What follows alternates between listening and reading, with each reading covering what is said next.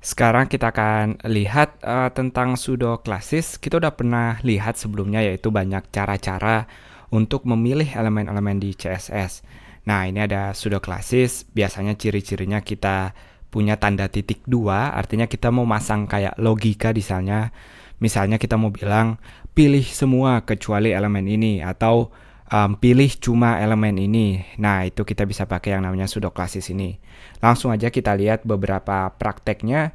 Misalnya saya mau memilih semua tag di HTML kecuali tag H1. Maka kita bisa nulis dengan body untuk semuanya, lalu titik 2 dan dengan kata not. Cukup jelas, not artinya enggak. Kita enggak mau H1, kita mau mengubah semua warnanya menjadi warna merah. Ketika kita refresh sekarang, semua tag kecuali tag H1 berubah menjadi warna merah. Karena dengan tag not ini, kita bisa milih bagian mana yang tidak ingin kita hias.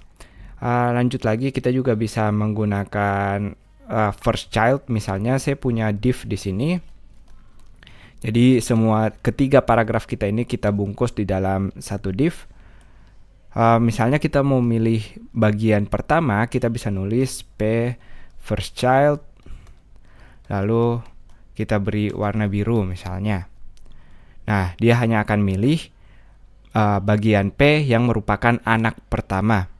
Jadi kalau kita punya paragraf di sini, saya bikin satu div lagi. Lalu ada paragraf di sini, tapi kita punya span juga, tag span. Span pertama. Di div ini dia span-nya pertama, di P ini dia paragrafnya pertama. Kita refresh, dia nggak kena warna biru karena first child ini khusus hanya yang anak pertama aja. Nah, meskipun dia satu-satunya paragraf di sini atau paragraf pertama, tapi tetap anak pertama dari div ini adalah span yang pertama ini, bukan paragrafnya. Jadi yang kena efek first child benar-benar hanya bagian pertama aja. Kita lihat lagi lawannya, kita punya yang namanya last child. Udah bisa ditebak, last child artinya kita milih elemen yang terakhir. Jadi semua paragraf yang ada di bagian akhir atau anak terakhir, kita akan ubah warnanya, atau kita ubah ukurannya menjadi 20 pixel.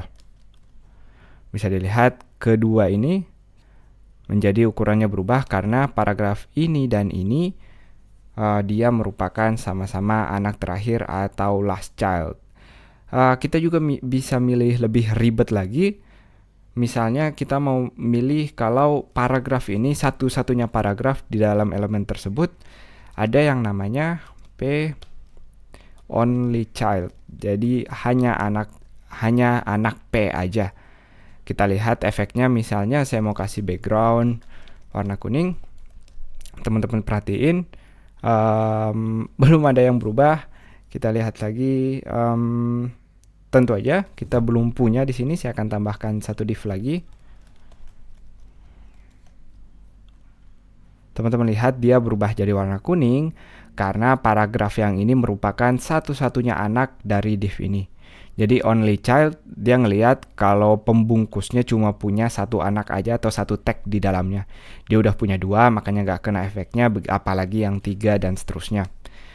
Itu dia beberapa tag yang bisa kita pakai di pseudo classes pada CSS. Sampai jumpa.